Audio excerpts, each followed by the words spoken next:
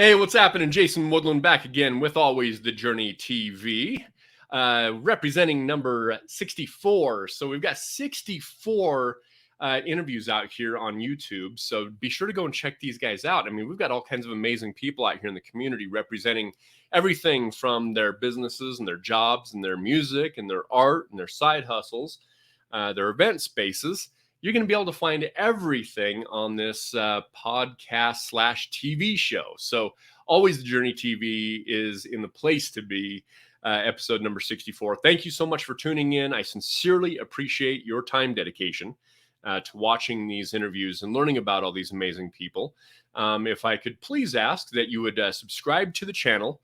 The button is in one of the corners, as you see. And also, if you like the content, please throw us a thumbs up. And if you've ever got any questions, of course, feel free to ask those questions in the comments. And if I've got the answer, I'll do my best to do so. And of course, if I don't, the people that I'm interviewing will have the answers, or at least they should. Anyway, today I'm extremely excited about introducing to you a very dear friend, Josh Asher. Josh is the owner of Epic Electric and is a master electrician. Josh started in the electrical industry in 2006. And during his career, Josh has gained both an extensive and diverse knowledge in his field. He accomplished this by working on a variety of projects such as powerhouses, data centers, gas storage facilities, industrial sites, commercial builds, and personal residences. He has also worked on various solar projects. So he's very well versed in a plethora of subjects, to say the least. Josh has a passion for electrical industry and remains fascinated with his career choice. He loves researching electrical code. I'm glad he does. He loves researching theory and newer, more renewable energy technology. Josh founded Epic Electric in 2020 and is dedicated to providing exemplary service to all of his clients, which I can wholeheartedly back that up. His company prides itself on delivering quality work, expertise, safety, and reliability. Josh is passionate about building his business so that he can continue to serve the amazing community along the entire Wasatch Front. Josh grew up in York, Pennsylvania, and loved to study music and Eastern philosophy. Josh started playing guitar when he was 13 and has played in various bands both in Pennsylvania and Salt Lake City. His passion for music helped fuel his writing of multiple albums and has afforded him the opportunity to tour throughout the United States multiple times. Josh enjoys spending his free time with his wonderful wife, Annie, and he is also loves to spend time in nature, loves to camp and travel, is passionate about cooking, and is devoted to his love of writing and recording music. Ladies and gentlemen, please allow me to introduce my dear friend, Josh Asher. What's happening? Hey, what's up, Jason? Having an unbelievable morning, like always. What about you? Yes, same, definitely the same. Nice, dude. Yes. It's good to see you. Yeah, you too. Awesome. And I got to see you last night, and I got to see you on a Zoom call this morning. I know, it's amazing.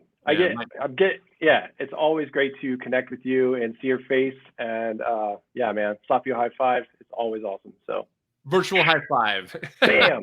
Heck yeah, bro. So thanks for being on the show. I appreciate your dedication as well, and coming on the show, and so we can learn more about who you are. Nice. Yeah, I'm so happy to be here, and thanks so much for inviting me on the show. It's like I watch your show, the various episodes that have come out, and I'm just really stoked and happy to be here. So awesome.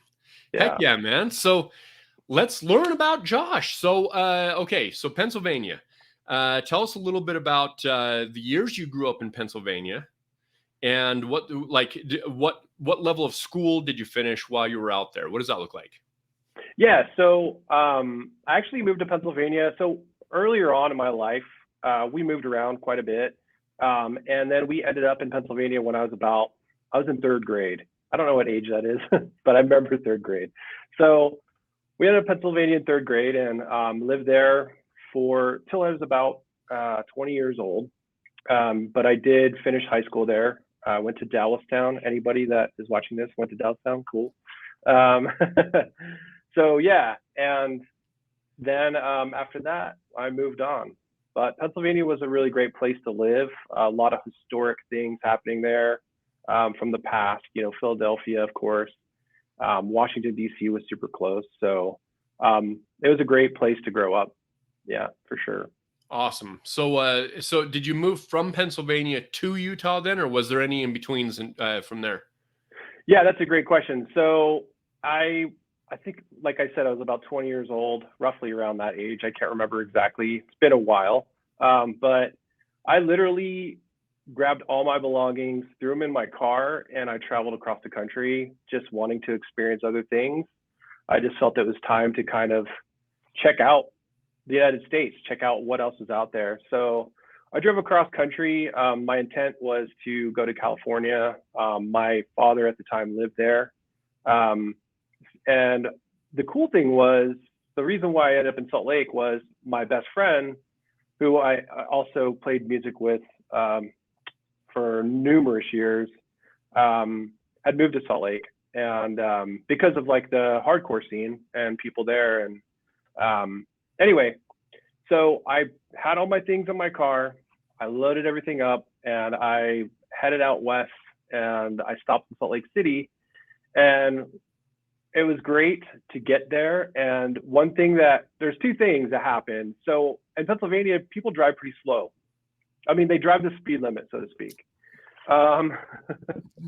So 55, right? 60 miles per hour. I drive into Utah. It's 5 o'clock in the evening. This is the first time coming into the state from the south. And it's just like no holds barred. Like, I'm just like, oh my God, I'm going to die. Like, I was just like, what is going on? People were just like cut me off. I was like, whoa. I was like, what's going on? But anyway, I made it to my buddy's house. I knocked on the door, and Mick Morris answered the door, who is a former bandmate. Rest in peace. Rest in peace. Beautiful soul. I love Mick. And anyway, and they took me in, and I stayed for a little while. I did end up going to California. So I stayed in Utah for about a week. And I went to California, visited my dad, and then I came back, and I was on my way to Pennsylvania, and I stopped back in Salt Lake again. And I basically, like, they were like, hey, we need a roommate, and we could probably get you a job tomorrow or a week from now. And I was like, I really don't want to go back to Pennsylvania right now. I want to just experience something different. So I did that, and I've been here ever since. It's been great. And I think coming from the East Coast, seeing mountains there, and then coming out here to Utah, it's like a night and day difference. And that's what blew me away, is just how beautiful this state is. I mean, you have the desert climate, beautiful. And then here in the mountains, it's just an amazing place to live, really. So yeah, I totally agree. It's funny when you're in other states and they call their mountains, and you're like, oh, that's cute. It's like a big giant hill. Yeah, totally. Let's take our sled down that little mountain thing. Yeah, slow. Totally. That's all. Yeah. So approximately what age were you at that time when you came out, when you stayed here? So I think it was about 20. It was 97. Mm-hmm. So that's when I moved to Utah. It was 97. It was November. I remember because it was cold. But yeah, that's the age I was. Okay, cool. Let's talk a little bit about your music. So first of all, what inspired you to get involved in playing music at such a young age? So yeah, 13, I picked up the guitar. I fell in love instantly. I was just like, this is my escape. This is like my art. It's like, this is something that, it was a connection between me and the instrument and making music. And yeah. And I think that, what was your initial question? I'm sorry. I'm like, you're all good. What was your initial inspiration that got you involved in music at such a young age? Yeah, well, I was really fortunate also along those lines, being 13, picking up the guitar, to have a stepfather who played guitar. And he is an amazing guitar player, also a great singer. really great. And then my real dad, he also was a musician. So they kind of inspired me, just to like, hey, we've got these guitars laying around, you should, you know, pick one up, see what you think. And I did, and for the first time, and I was just like, wow, blown away. So yeah, and it just like stuck with me ever since. So, That's awesome. And was it so tell me or us about all of the different instruments that you know how to play or enjoy playing. um, guitar, I love bass. I also play drums as well. I started playing drums in a band when I was about 17, called God's Fish and Chips in Pennsylvania. That was the name, GFNC, God's Fish and Chips. Yeah. So I started playing drums. Their drummer left, and they're like, "Hey, you want to play drums?" I'm like, "I would love to give it a shot," and that's kind of where I started. Um, and then I just kind of and dude, honestly, it started back in like second grade because I was that kid, that annoying kid in the room that was just like beating on the desk, just like, you know what I mean? Just making rhythms all the time. I always had rhythm in my head. I always have music running in my head too. So it was just like one of those things. That is so awesome. So what were a couple of the bands that were early inspirations in your sort of realm of starting and getting involved in bands? That's a great question. It kind of ran the gambit. Like I loved metal. I loved death metal, hardcore, punk. Um, I remember listening to like Minor Threat for the first time, and I was just like, and if you don't know who Minor Threat is, they're like a punk band from DC. You know that Ian MacKaye went on to do Fugazi. And anyway, that's kind of where I was just like, I instantly heard Minor Threat for the first time and Dead Kennedys, and I was just like, and The Clash, and I was just like, dude, this is blowing my mind right now. This is something like I'm just like gravitated towards because it was so. I love the messages. I love just what was being said because it like actually had meaning. It wasn't just like, I don't know, like a Celine Dion song or something like that. It was just like like real messages that spoke to me as a young kid. So it was just like, yeah.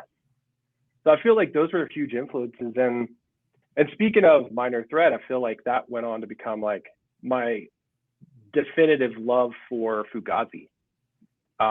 Those guys still are probably my favorite band of all time. Nice. So yeah. Yeah, I definitely remember those days when you were just like first getting in and just like listening to some of these stuff, and you're just like, gosh, the raw, the power, the lyrics, everything behind it was just so, I mean, just 100% different than the love ballads. Now, don't get me wrong, Def Leppard, Motley Crue, Iron Maiden, Oh. I'm definitely into them for sure. Oh yeah. Oh yeah. But there's definitely a whole different level of energy, and of course, like, being involved in like the punk and hardcore scenes and so forth, you were as one with the music and the band. Like you were literally like on the stage and stage diving and all that kind of stuff. So I know what you mean, man. Those definitely the days. And so that's really cool. So the band that you were with out in Pennsylvania, was that a hardcore band? What kind of band was that? That was punk. That was just like a fun punk band. We just played super fast, and I was just like, I mean, we were just having a good time. I mean, really, that's all what it was all about. Just like, I mean, we had silly messages because we were kids, but we were just playing super fast punk. And I remember seeing a video of us playing, and I was like, I don't even know how. I can't even comprehend like how am I playing that fast? I don't even know. Like I think about that now, I'm like, I could never do that now. Not in my age now, but I mean, it was just like a whole set playing just like super fast beats, and I was like in good shape. It was like good cardio. But anyway, yeah. So yeah, definitely. Yeah, that entire scene could definitely provide some really good cardio. oh yeah. Whether you're just dancing around and going wild or stage diving, I mean, all that kind of fun stuff. Those were definitely the days for sure. So tell us about a couple of the other bands that you've been involved with since the Fish and Chips band. Yeah. So I after that I went on and I started a band with my best friend Andrew Carruthers and Travis. He Travis Miller. He was a drummer and amazing drummer. Like I've been really fortunate to play with some of the best drummers uh, that I think are the best drummers around, really. Um, but so this is in Pennsylvania, and we did kind of like a three-piece band called Threefold, and it was just kind of like influenced by Fugazi, I would say, big time. So we were just kind of like, but we were kind of getting our chops back then. It was just like, hey, yeah, let's come up with this riff that's really weird, but we're going to make it kind of fluid as well. And um, so that was a band in Pennsylvania. And then Andrew decided to move to Salt Lake, and that's my connection to Salt Lake City, Andrew Carruthers. So then when I got to Salt Lake, do we want to go to that route? The next Yeah, totally step? cool. Okay. Yeah. So when I lived with Mick and Andrew, we lived in a place we called the Roach Motel because it was a fourplex and it was gross because we were just young and dumb, you know. So I wouldn't say dumb, but we were just young, and we so basically just I was approached. I remember playing guitar to At the Gates in my bedroom because I love figuring out riffs. Like that's my jam, so to speak. And I remember Mick listening, and he was like, "Whoa, that's really cool, man." And anyway, the discussion happened, and they were like, I was invited to join Clear, X Clear X, and that's kind of what I really cut my teeth because this was like a really great band, great people in the band, and they were touring. You know, they were touring the United States, and I've never done that before. So it was really an amazing opportunity. And I call all those guys, they're still my brothers. Like literally, if any of those called me and said, "Hey, I need your help," I'd be there in a second, just because that's just the way a relationship is, you know? So yeah. That's awesome. What was one of your very favorite shows you played with Clear, wherever it was? Man, there were so many great shows and so many bad shows too, but where it was just like maybe a few people turned out like in Texas or somewhere like that. But on the East Coast, man, we played Agawam, Massachusetts. What I think it was Slapshot who we played with, and there's so many great bands we played with. I can name a ton of great hardcore bands from back in the day. We played with Harvest, we played with Snapcase, we played, you know, so it was amazing because you just get to see these bands and you're like seeing them live, like you're like, whoa, they're like blowing my mind right now. But anyway, Agawam, Massachusetts, we played in a I think it was a hockey rink. I know it was a hockey rink. It was some like field, some sports field that was inside. And I'll have to talk to Sean McClarity to like verify this because I can't, you know, it's a little hazy nowadays. But anyway, we played a show and Jamie Jasta from Hatebreed was there. Anyway, we played this show and it was just maniacal. I mean, it was just crazy. It was probably like the most fierce show we've ever played because it was just like we were out for blood and the crowd was out for blood. People were like flying around and it was just insane. And I was just like, this is amazing. I just remember like being so in the moment, like that Zen moment, like where you're just like, I am in the moment completely at this time. I'm not even thinking about like, oh, am I going to play this riff right? You know, I'm just like, no, it's already ingrained. And it was just like, it was just mind blowing. And then after the show, we got approached to join Jamie Jasta's label, Stillborn Records. And that was just like, that was one of the shows I was just like, this is why I do this. This is why I'm doing this. It's just the vibe, the fun. It was just so cool. So that is awesome. I love that. Yeah. Gosh, just hearing you, talk about that just brings back so many awesome memories from back in the day and just being involved in just those just complete insanity, right? Yeah. It was, And those days, I mean, there is no feeling like when everybody's just together and just like united as one, as just with the band and just I don't know. It's hard to explain, but just yeah, you know what I'm saying. Yeah. So I love it, yeah. man. Thanks for sharing those things. Speaking of drummers, you know who Buddy Rich is? Oh yeah. So of course, I wanted to share this fun story. So my father's also a drummer. I think I told you about this. He's got a full drum set right in his front room and everything. And anyway, they went to see Buddy Rich. This is probably back in the early '80s, I'm assuming. And anyway, their seats. There was this grand piano sitting right in front of the drum kit.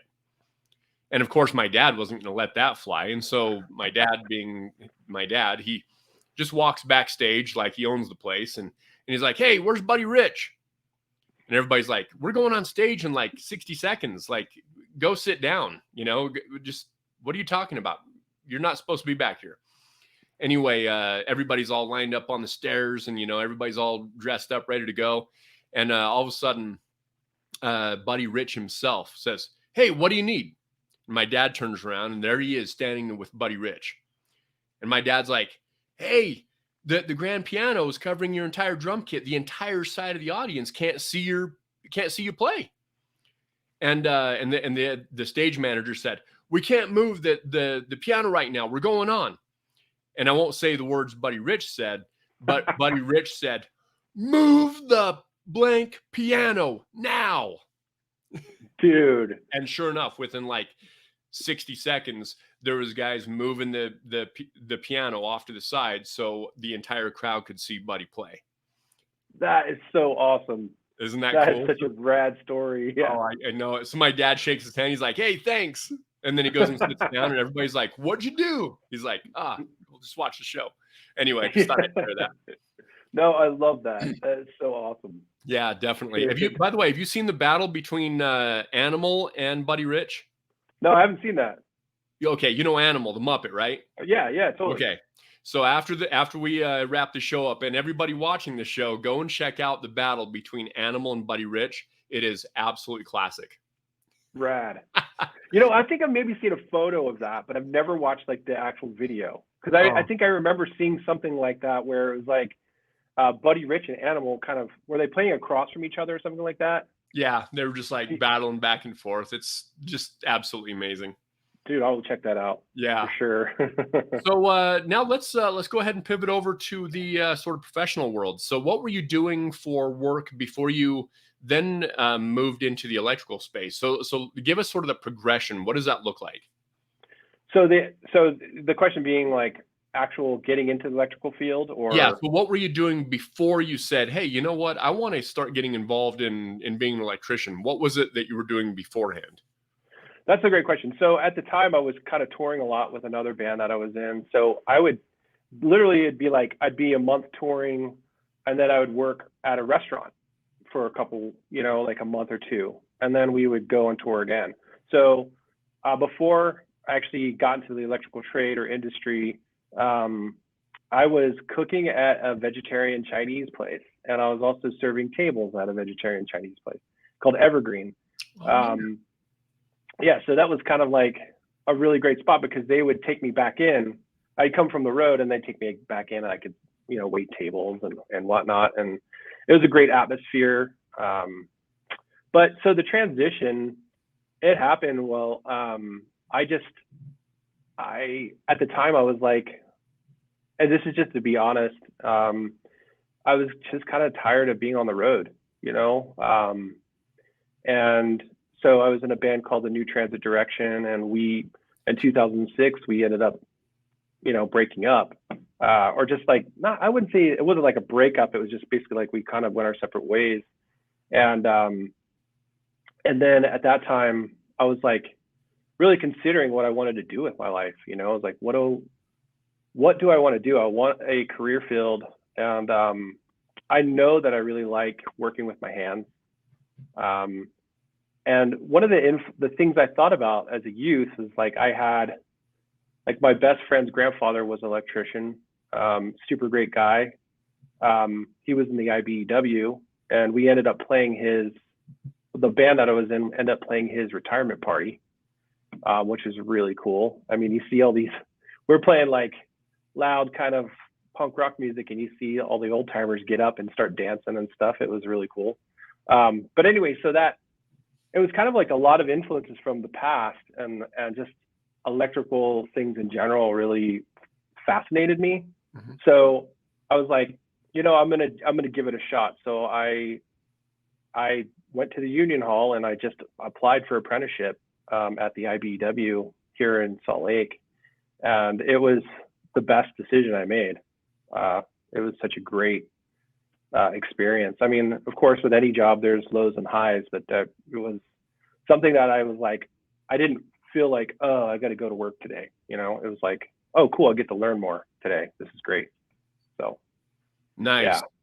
And I mean, you've got a plethora of experience and background. So tell us what does that path to become licensed look like? I mean, how many hours did you have to spend in the field as an apprentice and a journeyman? Like, can you sort of give us a little bit of an idea of what that background looks like? Absolutely. So you basically apply for apprenticeship, and what you would want to do is go to a contractor, or if you want to go the union route, join the union. But you basically would get licensed under a master electrician. So then you're an apprentice. So as an apprentice, you have to spend 8,000 hours in the field, basically on the job training. And then you've got to do, they have like a 4-year program and then a 5-year program. So I did the 5-year program, and that was through the IBEW. And I feel like it was a little bit, they went into certain depths just from hearing from other tradesmen, other electricians, like they went to a little bit more depth with like solar and things of that nature. So you have to do 8,000 hours. Once you do that, you can get your journeyman's license. So it's basically, you have to take a test, and it's the state test. And Utah's state test is not that easy. And I think that's kind of a good thing, because it really makes you have to just really know what you're doing, what's going on, because there's a practical test where you actually have to show how to wire up things, how to bend conduit, how to do certain things that you do in the field. There's theory, so you have to know electrical theory, and then there is code. And so Utah is a 3-part state test. So, and I think that's really cool, and it can be challenging, but anyway, so after you get those 8,000 hours, you pass that test, you get your journeyman's license. So that's kind of where most guys end up, which is like a journeyman's license. I chose to pursue a master's license. So basically, to get a master's license, you have to hold the journeyman's license for 4 years, and then you have to take another test. And that test is a lot harder, not a lot harder, but there's more intricacies as far as the theory and the code, and they're going to throw things at you that are going to purposely mess you up. Mm-hmm. And then once you pass that, then you get your master's license. So, and as far as I know, the master's license is the highest license you can get electrically in the state of Utah. So, I mean, that's an extremely intense process to reach that level. Yeah, I mean, you have to really love your job. Yeah, I'd say. Yeah. Is the band AC/DC really popular with electricians? I think it should be popular for everyone, not just electricians. But yeah, electricians love AC/DC. If you turn AC/DC on, it doesn't matter what song. You'll get like every electrician will be like this.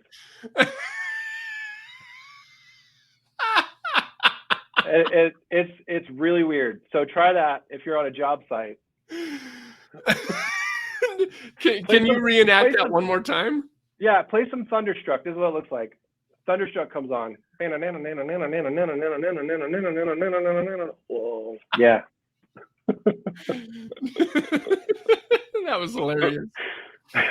Oh man. Oh gosh. Okay, cool. So you were working with different companies before you started your own, obviously. Yeah. Can you tell us about what was your inspiration to go off on your own? Like what was what was the day? I mean, not necessarily the day in the month, but like, what was the day where you said to yourself, you know what, this is the path that I need to pursue? That's a great question. My wife and I were living in Utah, and I'm sorry if I'm giving long-winded explanations. No, no, But we want to hear it. yeah. Um, so my wife and I, we were kind of like, we had a stint where we lived in Salt Lake City. We sold our house. We moved to Oregon for about 3 years, and then we came back. So when we were in Oregon, I worked for a contractor, electrical contractor. They're amazing. I really like their culture, and not only their culture, I just loved how involved they were with getting guys educated and up to speed, and they were just like my project manager at the time. Literally, like I could call him anytime. He'd answer the phone. We'd walk through things. He was so calm and collect. And just over the years, you get to meet these examples, especially like in the electrical field, that are just like, wow, these people are really great. And I was like, you know, I really feel like I've learned so much that I really want to do this on my own. And not that I've learned so much, or I'm so like, I don't mean that like in an egotistical way at all. I get it. Totally. If you're in our field, you always are learning something every day. And if you're not, you're kidding yourself. You know what I mean? But it was just like, that culture was something I wanted to emulate. And I was like, this is really cool. And I feel like when we move back to Salt Lake and make that we make that transition back, I really want to try to start my own thing, because I feel like, I've got my master's license. It's kind of like, what is there to lose, really, And one fascinating thing I feel like has happened in that decision is that I've learned so much in the last year and a half we've been in business, that it was worth it. Even if this business collapsed tomorrow, let's just say it's gone, there's no more Epic Electric, I feel like making that decision was the best decision I've ever made in my life, because of the education value, the relationships I've made in the process, and things of that nature. So, yeah, without a doubt. I mean, I often say that, doing is going to definitely just like increase and enhance that learning curve, so to speak, dramatically, because in certain circumstances, you're forced to learn real time. Yeah. School of hard knocks. Absolutely. Sometimes, yeah. Yeah. And it can definitely be pretty stressful, but it's definitely worth it, without a doubt.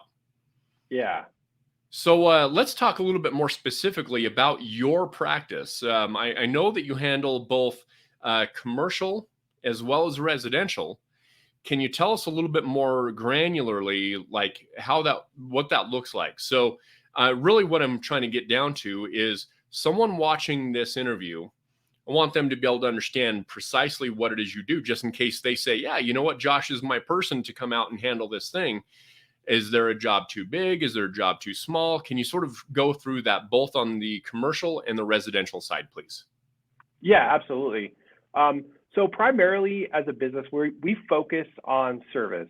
So when I say service, what I'm talking about is like, let's say you have a home and, because everybody lives in a house, right? So you have like a switch that's bad, or there's some flickering lights or something going on, and you're just like, something's wrong with my electrical system. That's when call us. We would love to help, because that's kind of our forte. Like, we want to help with the troubleshooting. Is basically my passion. I love troubleshooting things. I've always been that way since I was a kid. So that's kind of where we specialize in. And lighting, like if you have lighting in your commercial space or in your home, we would love to help out with that as well. But primarily we kind of do smaller things. Now, we're not the contractor that's going to go after, let's say we've got a Costco going in and we want you to do the estimate for it. That's not really our forte. And it might be down the road, but right now it's basically just focusing on helping customers, providing customer service, and basically just like fixing switches, outlets, putting in new switches and outlets.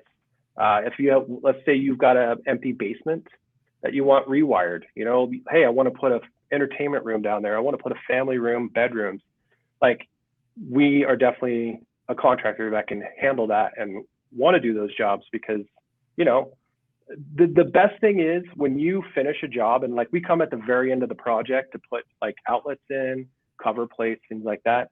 And then we get to see, like, just to see the transformation of a space that was once nothing, maybe just studs, you know, in the wall or concrete, and you get to see a finished product. It is like, to me, I'm just like, this is amazing. This is, a lot of people do so many beautiful things with their renovations, you know? So, and that's definitely something we love to help with.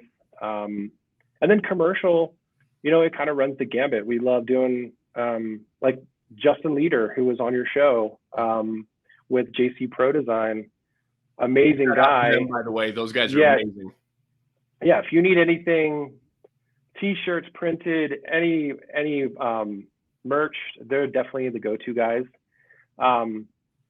But, you know, helping him with his process and getting his equipment set up and getting the electrical to those areas, I mean, that's what we love to do, you know, and we just love helping people out. So yeah, definitely. And have you ever had someone that reached out to you with like flickering lights or some kind of problem for an electrical issue?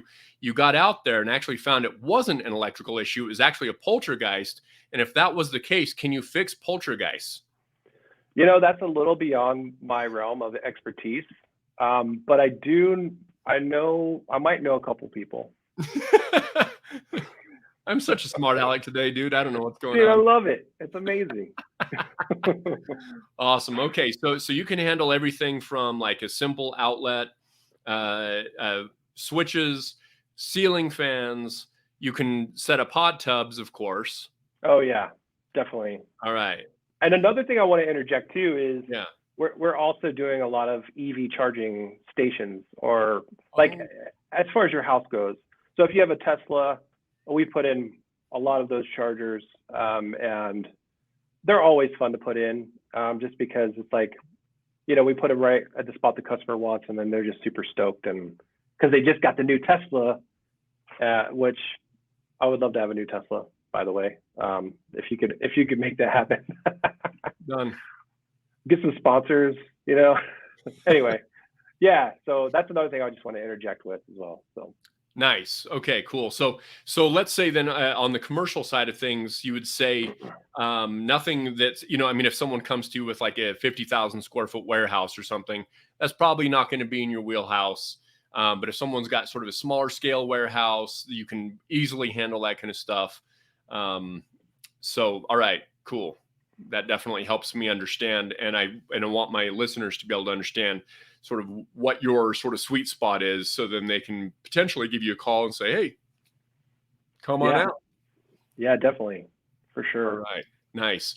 So let's talk now about geographic locations. What is the footprint that you work in? Yeah, so right now we are based out of Ogden. So that's kind of in that vicinity is where, like, Clearfield, Layton, but we also do Salt Lake.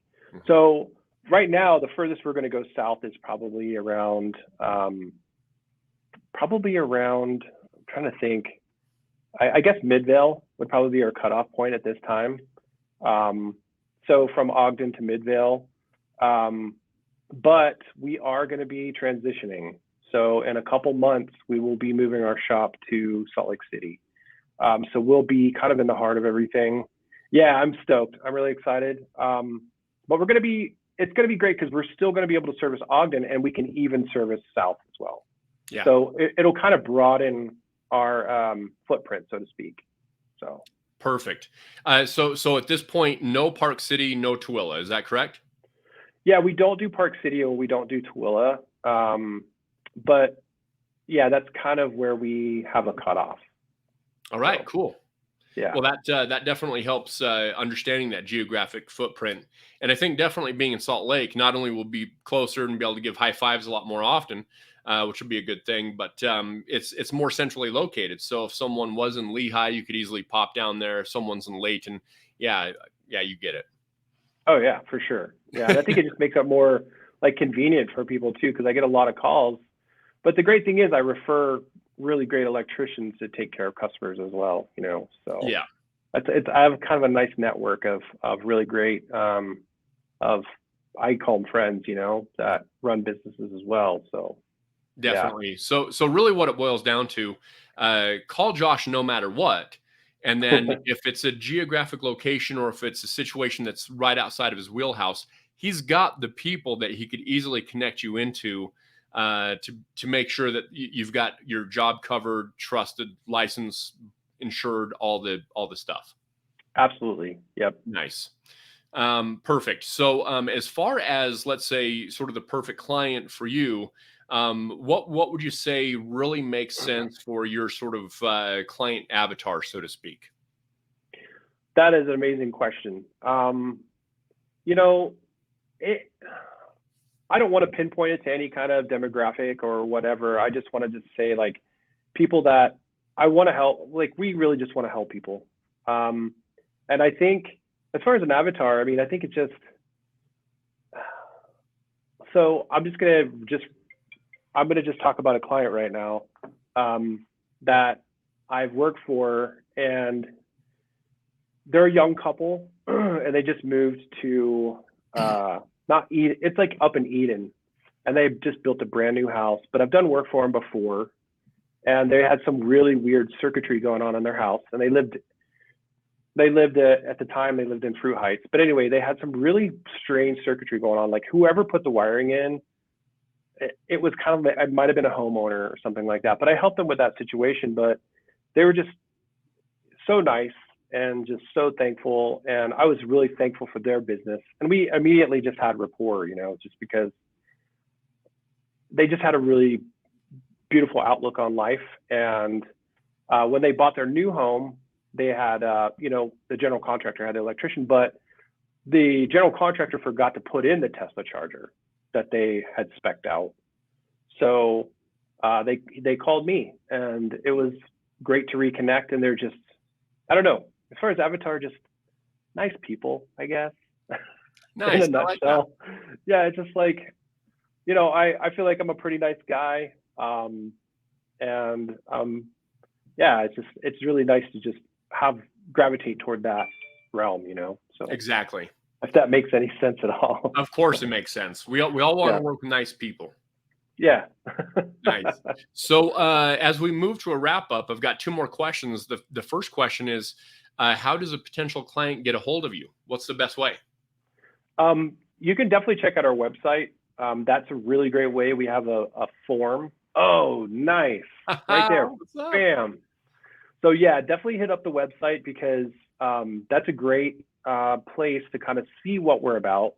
You can see like kind of what our vibe is and see if we vibe with you as a client or a customer. And then we've got a great form you can fill out. It's got all your information, and we get right back to it. So, Nice. and another way is just call. We have a business line. Call us today, 801-449-1877. So yeah. So yeah, those are the two best ways to get a hold of us. Yep, info@epicelectric.co and the phone number. So Awesome. nice. I've got to do a better job at remembering to get all these banners put together before the calls, because sometimes I'm like, hey, yeah, and I'm just like typing it in right there. So, yeah, definitely touch base with Josh. Even if you've just got a question and want to know if it's something that would make sense to have an electrician come out and check out, because the thing is, there's a lot of do-it-yourselfers out there, so to speak, and if you want to paint your bedroom, that's one thing. You may do a good job, you may not. If you don't have background, you probably won't. But when it comes to electrical, definitely talk to someone who knows what's going on, because you're talking about like real safety hazards that could take place if you don't have something done right. So don't mess around. Call Josh today. Call us today. Oh, you make a great point, because I constantly run into stuff that was done, maybe not by the homeowner, but the person that lived there before, and it's there's some situations where I've seen where you've got wires that are burnt in a box because they're just overheating, or an outlet that here's one thing, quick PSA. If you see an outlet in your house and it's got a little brown spot on the side, you might not think anything of it, right? You need to get that outlet checked out ASAP, because what's happened is there's a loose connection and it's arcing in there. So that's another thing I've seen where, that's just no joke. It's something that needs to get taken care of. So yeah, that's what I'm saying. Dang. So final question. Thanks for being on the show, by the way. You've taught us all kinds of really cool stuff, man. You're awesome. Thank you, Jason. Absolutely. What is one of your favorite songs or favorite bands or favorite quotes or favorite books? Okay, that's awesome. I'm going to answer two of those questions. First will be the book. And it's kind of it might be a strange book, but it's an awesome, I think, liberating book. It's by Bodhidharma, who was a Buddhist monk. And he did a book called The Bloodstream Sermons. And they're almost like sutras, but they're not. But man, there's so much wisdom packed in that book that I read it and I just I don't get it. And because it's so deep, but I think that's a great book. Another thing, the song, I'm going to go back to second grade, because it's still a song I can listen to and just be like, yes, I love this song. And it's the Fat Boys. And the name of the song is called Can You Feel It? Dude, old school. That is it. If I put that song on, I've had a bad day, I play that and I'm just like, yes. And that's right when I first heard people beatbox. And I was like, dude, Fat Boys, man. I love it. Oh man, that definitely reminds me of growing up. I grew up in both the punk and hardcore scenes and also the hip hop scene. So I've got a lot of that running through my veins still to this day. So that is awesome. I love that. Good stuff. Yeah. Josh, thank you so much for being on the show today. It's been a real pleasure being able to sort of deep dive back into your past and your music and the transition into the professional world and what brought you to becoming an electrician. Dude, thanks so much for having me on the show. I am so grateful and grateful for you and your show. And yeah, much love. Much love to you as well, brother. Do you mind hanging tight for just a few moments while I wrap up the show? No problem.